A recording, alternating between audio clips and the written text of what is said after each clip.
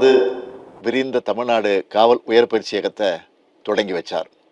இங்கே பல வகை சட்டப்பயிற்சி, புலனாய்வு நுணுக்கம், கணினிசார் குற்றங்களை தடுக்கிற சிறப்பு பயிற்சி, உளவியல் பயிற்சி, குற்றங்கள், பெண்கள் மற்றும் குழந்தைகளுக்கு எதிரான குற்றங்களை சிறப்பாக புலனாய்வு செய்கிற திறன், ஆயுத பயிற்சி போன்ற எல்லா வகையான பயிற்சிகளையும் பெற்று எந்த சவால்களையும் எதிர்கொள்கிற திறனோடு நீங்கள் களத்துக்கு போவது பெருமைமிக்க தருணம். இந்த காவல் உயர் பயிற்சியகத்தில் இதுவரை 5055 நேரடி உதவி ஆய்வாளர்களுக்கும் 297 காவல்துறை கண்காணிப்பாளர்களுக்கும் அடிப்படையான பயிற்சிகள் அளிக்கப்பட்டிருக்கு. மேலும் கடந்த வாரம் 2452 காவலர்கள் அடிப்படை பயிற்சியை முடித்து காவல் பணியில் சேர்ந்திருக்காங்க என்பதையும் மகிழ்ச்சியோடு தெரிவிச்சுக்கிறேன்.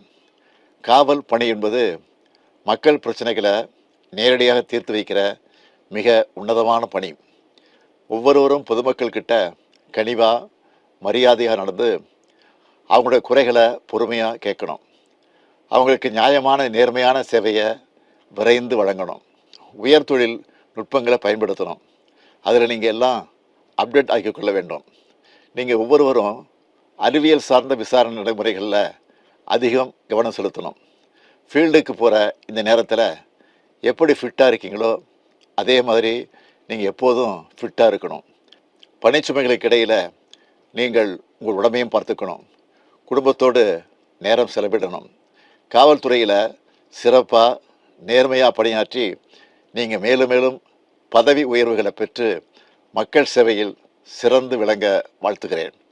நான் மீண்டும் உங்களை சந்திக்கும் போது, ஃபீல்டுக்கு போகும்போது நீங்கள் கொடுத்த ஆலோசனைகளின் பேரில் சிறப்பாக மக்கள் பணி ஆற்றுகிறோம் என்று நீங்கள் ஒவ்வொருவரும் சொன்னால் அதுவே எனக்கு மிக பெரும் மகிழ்ச்சி.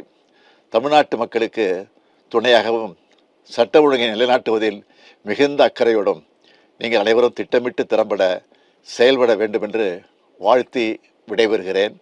நன்றி, வணக்கம்.